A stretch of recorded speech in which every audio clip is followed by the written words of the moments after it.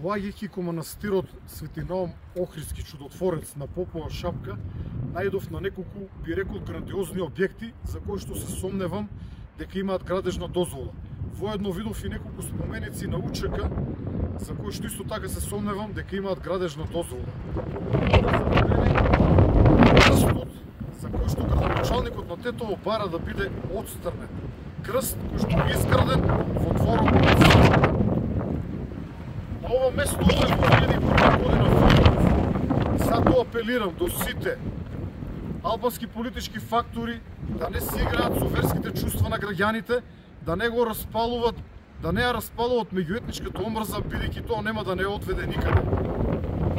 Ги предупредувам сите албански политички фактори спорот отстранување или рушење да не остават во иста реченица со спорот крст во манастирот на Попова шапка.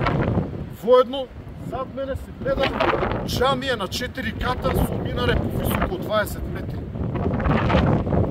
За работи за двојни стандарди.